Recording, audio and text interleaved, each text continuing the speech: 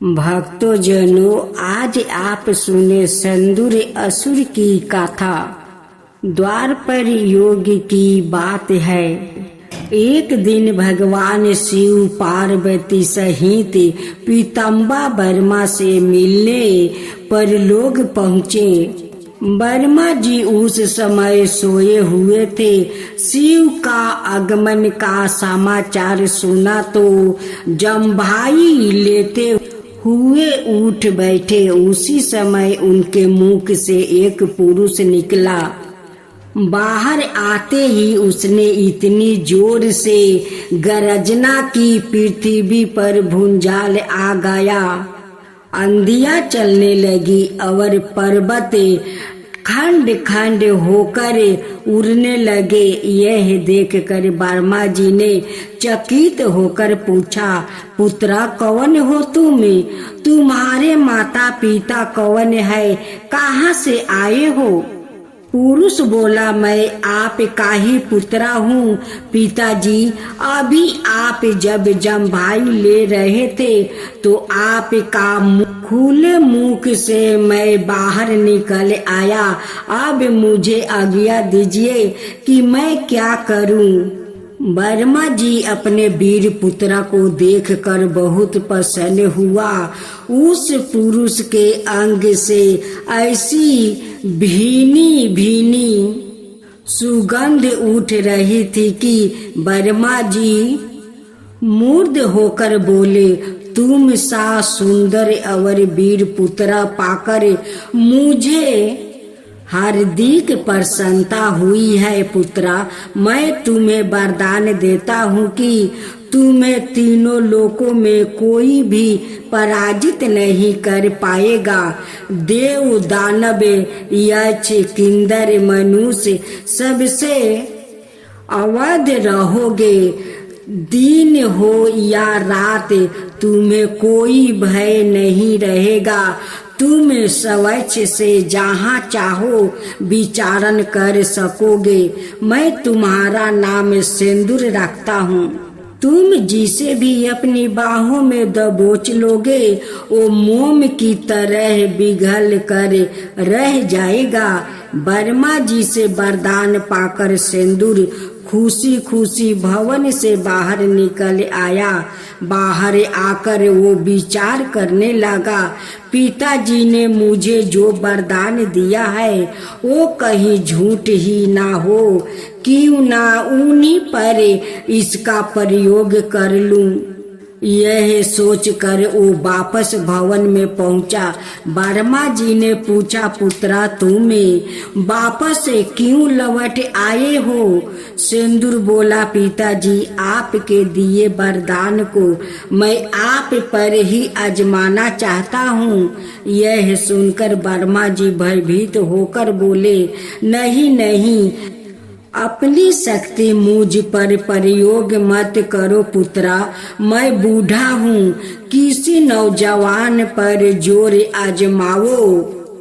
वर्मा देव की जय हो, वर्मा देव की जय हो। सुंदर बोला, यहाँ कोई और व्याकृत है भी तो नहीं, इसलिए प्रयोग मैं आप पर ही करूँगा।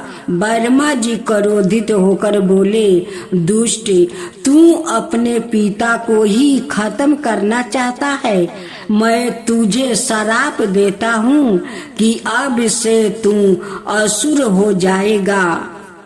भले व्याकृत तुझे छूने से भी परहेज करेंगे। यह कहकर वर्मा जी वहाँ से भागकर भगवान विष्णु के पास पहुँचे और घबराते हुए बोले, रक्षा करो देव, रक्षा करो देव। मेरा ही द्वार दिए हुए पैदा मेरा ही दुष्ट पुत्र मेरा ही विनाश करना चाहता है। विष्णु बोले, आप निश्चिंत रहो वर्मा, वो आपका कुछ भी नहीं बिगाड़ सकेगा। यदि वो आपकी ओर बढ़ा तो मैं चक्र से उसका सिर काट दूंगा। तब तक सिंदूर भी वहां पहुंच चुका था। वर्मा को विष्णु के पीछे छुपे देखकर वो उनकी ओर बढ़ा। तभी विष्णु ने उसे टोका, ठहर दुष्ट, अपने ही वृद्ध पिता को मार कर भला तुझे क्या मिलेगा? परीक्षा ही करनी है तो किसी बराबर वाले पर करे। विष्णु की बात सुनकर सिंदूर ने वर्मा का पीछा छोड़ दिया और विष्णु से उलझ गया। विष्णु ने नीति से काम लेते हुए उसे समझाया, पुत्रा, मैं सत्य गुण संपन्न होने के कारण सृष्टि का पालन में लगा रहता हूँ। तुझसे युद्ध करने लगा तो सृष्टि का पालन रुक जाएगा। फिर तो जवान है, चाहे तू मुझे पराजित कर सकता है। तेरे लिए यही अच्छा है कि तू अपने सामने बलशाली से युद्ध करे। उस पर पीताम्बा के वरदान को आजमा सकता है। इस पृथ्वी पर तुझे ऐसे अनेक वीर मिल जाएगा। सिंदूर की समझ में बात आ गई। उसने वर्मा और विष्णु का पीछा छोड़ा और भयंकर गर्जना करता हुआ कैलाश पर्वत की ओर बढ़ चला।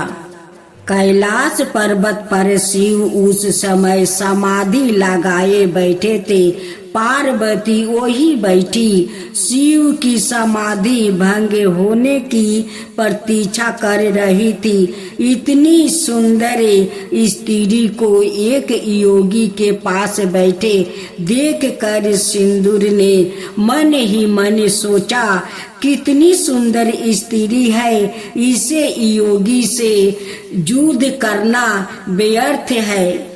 क्यों ना इसी स्त्री को ले चलूं, इससे विवाह करके अपना वंश चलाऊंगा। यह सोच कर सिंदूर पार्वती पर झपटे और पार्वती के केस पकड़कर उन्हें खींच कर ले जाने लगा। पार्वती चीखी और अपने गणों को सहायता के लिए बुलाने लगी। पार्वती की चीख सुनकर नंदी और सिरिंगी मुनि ने उन्हें छोड़ाने का प्रयास किया, लेकिन सिंदूर का एक एक मुक्का लगते ही दोनों धूल चाटने लगे। पार्वती की चीख पुकार से शिव की समाधि भंग हो गई। नंदी और सिरिंगी मुनि घबराए हुए स्वर में बोले, रक्षा कीजिए देव, रक्षा कीजिए देव। एक असुर माता पार्वती को बलपूर्वक ले जा रहा है। हमने विरोध किया, किंतु उस बलवान असुर के सामने हमारी एक ना चली। यह बात सुनकर भगवान शिव के नेत्रा लाल हो उठे। गुस्से में उन्होंने त्रिशूल उठाया और नंदी पर सवार होकर सिंदूर तक पहुँचे और उसे युद्ध करने लगे। पार्वती ने भयभीत होकर मन ही मन गणेश को याद किया। तभी एक दैवी चमत्कार हुआ। एक ब्रह्मा वहां पहुंचा और उन्हें दोनों के मध्य में हाथ उठाकर खड़ा हो गया। फिर बोला, संत संत, युद्ध करना बुरी बात है, यूं कि तुम इस योगी से क्यों झगड़ रहे हो? सिंदूर अहंकार भरे सवार में बोला, मैं इस सुंदरी स्त्री को अपनी पत्नी बनाना चाहता हूँ। इसे बूढ़े के पास रह कर यहाँ अपना जीवन यूं ही बर्बाद कर रही है। शिव क्रोधित होकर बोले, आरे दुष्ट, यह मेरी पत्नी है। दोनों को शांत करते हुए ब्रह्मा बोला, शांत हो जाओ।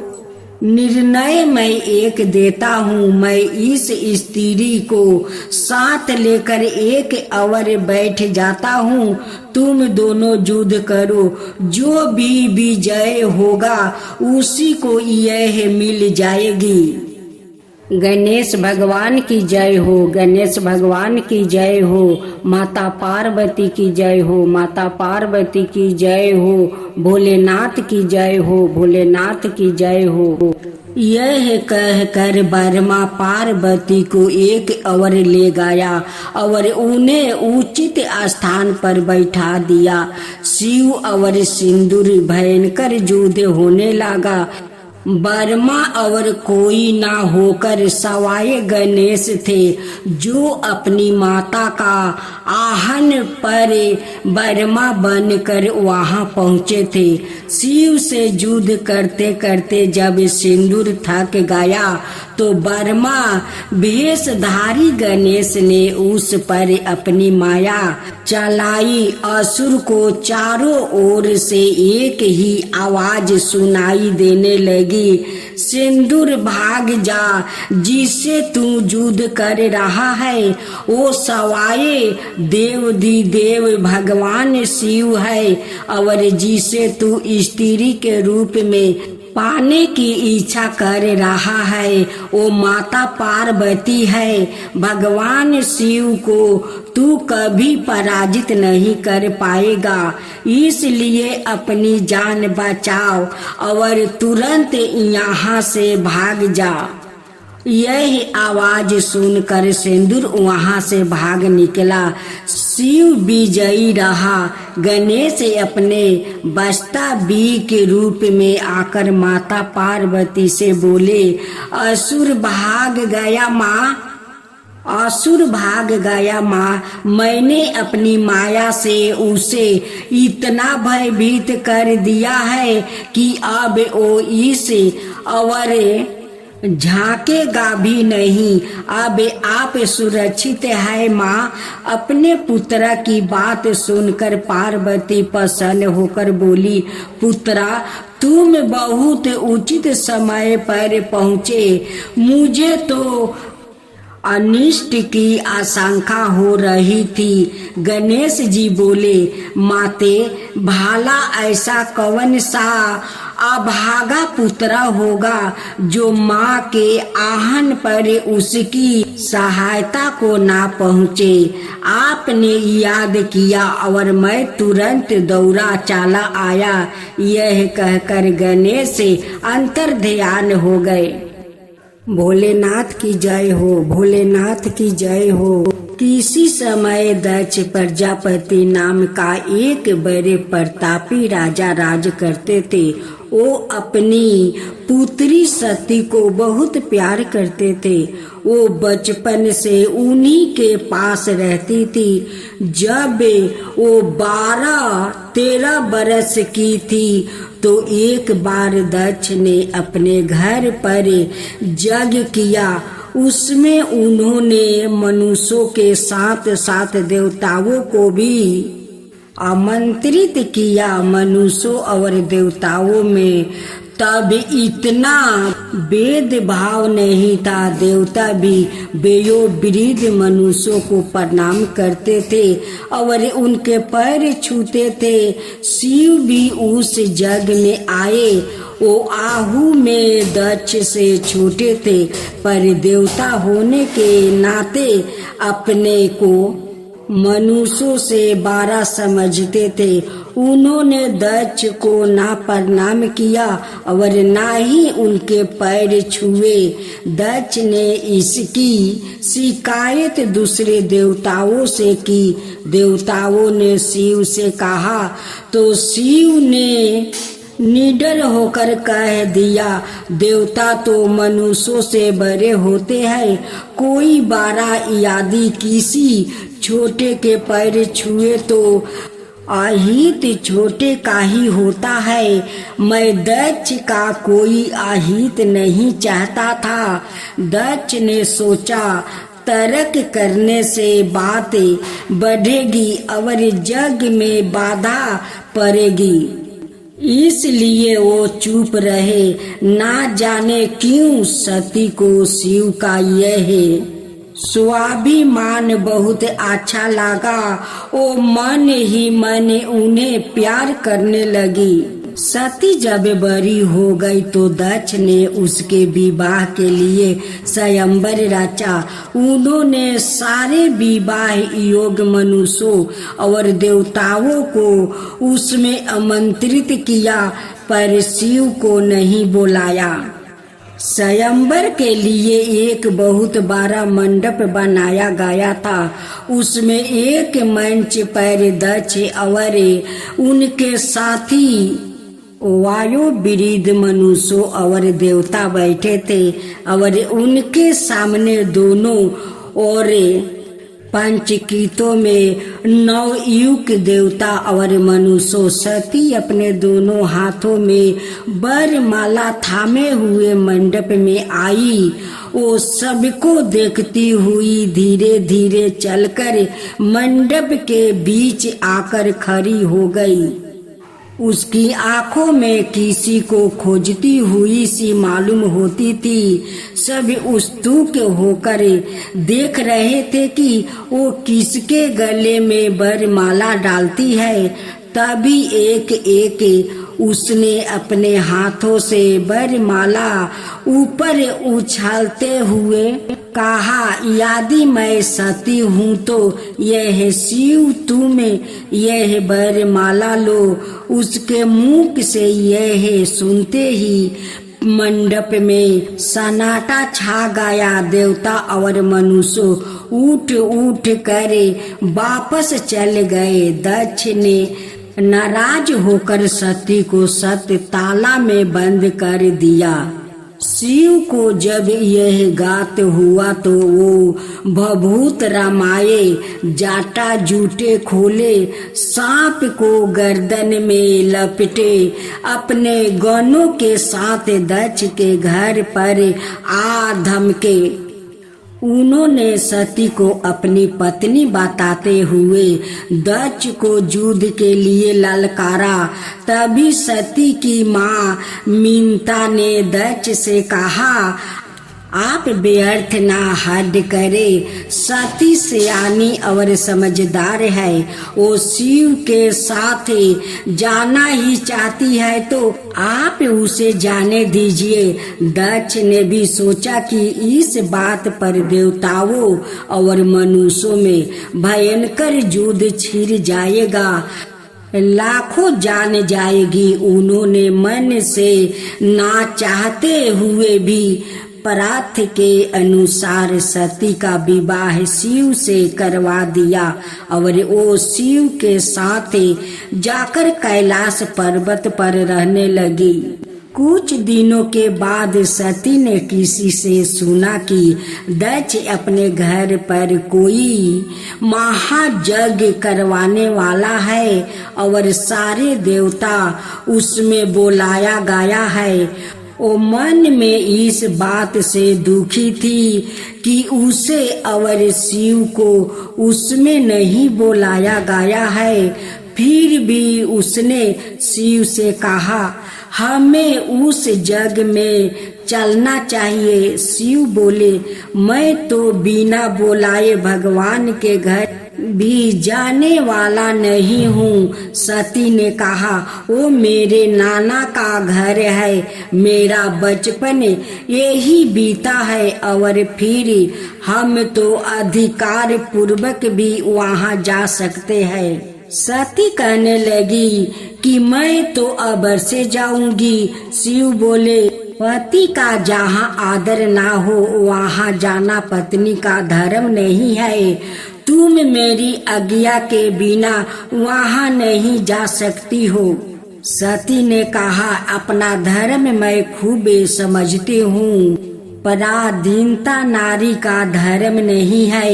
यह कहते कहते सती का चेहरा क्रोध से तमाने लगा। आँखों से चिंगारियां निकलने लगी, भुजाएं फरकने लगी। उस समय वो सती नहीं दुर्गा चांडी लग रही थी। उसने बिजली की तरह करक करक कर कहा, तुम कौन होते हो मुझे रोकने वाला? मैंने अपनी इच्छा से तुमसे विवाह किया था। मैं तुम्हारे देवता होने के रूप में आने वाला नहीं हूँ। सती उसी वेशभूषा में वहां से उठकर चल दिया। जब वो दक्ष के घर पहुंची तो पुराने नौकर चाकरों ने पहचान कर उसका 12 सत्कार किया, पर दक्ष ने 2 मीठे शब्द भी मुख से नहीं कहे। इससे उसके स्वाभिमान को गहरी चोट लगी। उससे दक्ष से कहा, पूर्वज होने के नाते मेरे शरीर पर ही तो तुम्हारा अधिकार है। यह लो अपना दिया हुआ शरीर, इसका जो चाहे करो।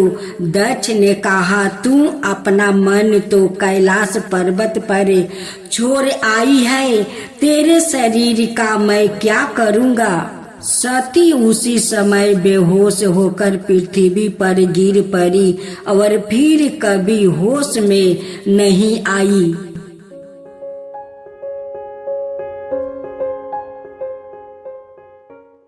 भक्त जनों, आज आप सुने यमराज की व्रत कथा। परलोक में यम नाम का एक राजा राज करते थे। उन्हें धर्मराज भी कहते थे। वो हमेशा काले कपड़े पहनते और काले भैंस की सवारी किया करते थे। उनके बहुत से दूत थे, जिनकी सहायता से वो शासन का सारा प्रबंध किया करते थे।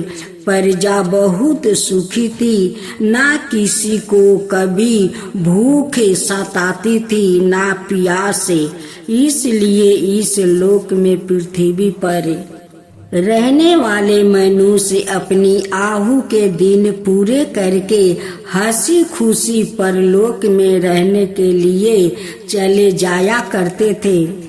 फिर भी बहुत से मनुष्य ऐसे थे जो परलोक जाने की इच्छा नहीं करते थे। यम ने एक बार अपने दूतों को आज्ञा दिया कि पृथ्वी पर रहने वाले मनुष्य को आहु का हिसाब रखा जाए और जो मनुष्य अपनी आहु के दिन पूरे कर लेने के बाद भी परलोक में न आना चाहे, उसे पकड़ कर यहाँ लाया जाए।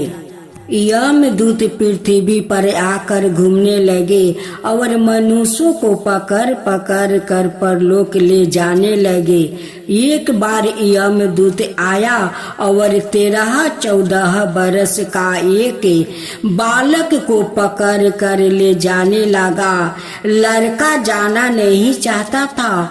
उसने अपने दोनों हाथों से कस कर एक खंभे को पकड़ लिया और यमदूतों से कह दिया, मैं परलोक नहीं जाऊंगा। दूत लौट गया और जाकर यम को सारी बात बता दिया। यह सुनते ही वो क्रोध में आकर लाल पीले हो गया। वो उसी समय काले कपड़े पहने और काले भैंस पर सवार होकर उस बालक के घर आ गया और बालक की बाह पकड़ कर खींचने लगे। घींचा तानी में खमा उखड़ कर गिर पड़ा। शोर सुनकर बहुत से लोग वहां इकट्ठा हो गया। उनमें कैलाश पर्वत पर रहने वाले शिव भी थे। शिव ने यम से कहा, इस छोटे से बालक को पकड़ कर खींचते हुए तुम्हें शर्म नहीं आती है? छोड़ दो और इस पृथ्वी पर फिर कभी मत आना। यमराज अपना सा मुंह लेकर वापस लौट गया और उन्होंने अपने दूतों को भी पृथ्वी पर भेजना बंद कर दिया। उन्होंने आज्ञा दी कि कोई मनुष्य परलोक में आना भी चाहे तो उसे किसी रास्ते से ना आने दिया जाए। अब मनुष्यों का परलोक में जाना बंद हो गया। जो मनुष्य जन्म लेता वो फिर पृथ्वी पर ही रहता था। उसके बच्चे और बच्चे के बच्चे भी वही रहते थे। इस प्रकार कुछ ही दिनों में पृथ्वी पर रहने वाले बच्चे, जवान स्त्रियां, पुरुषों की संख्याएं इतनी अधिक बढ़ गई कि उनके रहने के लिए जगह की कमी होने लगी।